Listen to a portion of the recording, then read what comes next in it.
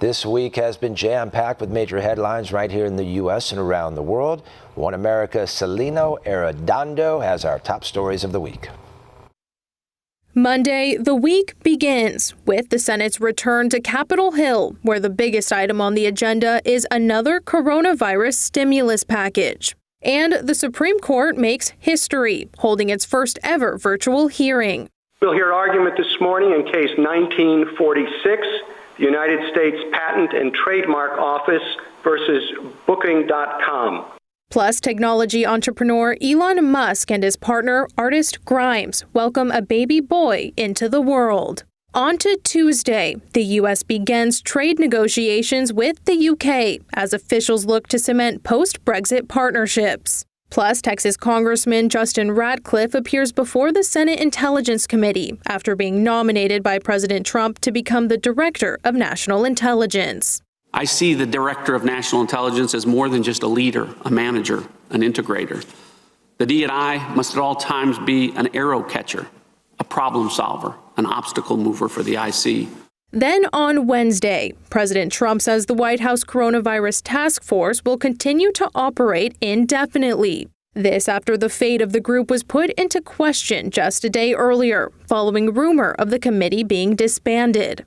And Justice Ruth Bader Ginsburg is released from the hospital after undergoing a non-surgical treatment for a benign gallbladder condition. On to Thursday, 2 arrests were made in the tragic, fatal shooting of Ahmaud Arbery, a black man who was gunned down by 2 white men during a jog just outside Brunswick, Georgia. What you have was 3 Southern Georgian white citizens who essentially put together a posse and lynched a young man in broad daylight.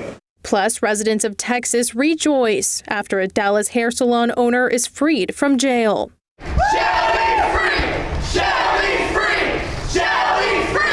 The business owner, Shelley Luther, made national headlines after she was arrested for defying the state's lockdown orders and opening shop, sparking a larger debate around how local governments should enforce public safety. And 3.16 million. That's how many Americans filed for unemployment this week, bringing the overall unemployment numbers to more than 33 million. And finally, on Friday, the administration praises the DOJ for dropping all charges against former National Security Advisor General Michael Flynn, saying they agreed the case against him was unjustified. The FBI exists to investigate crimes. But in the case of Lieutenant General Michael Flynn, it appears that they might have existed to manufacture one.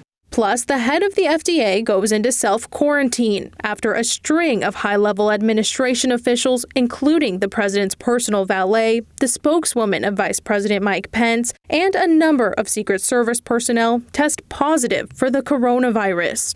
All the while, a number of states continue to take steps towards fully reopening, including Ohio, Alabama, and more. Salina Arredondo, One America News. Want to see more videos like this? Click on the link below and subscribe to One America News on YouTube. And call your cable provider and kindly demand that One America News is added to your lineup. Call and subscribe today.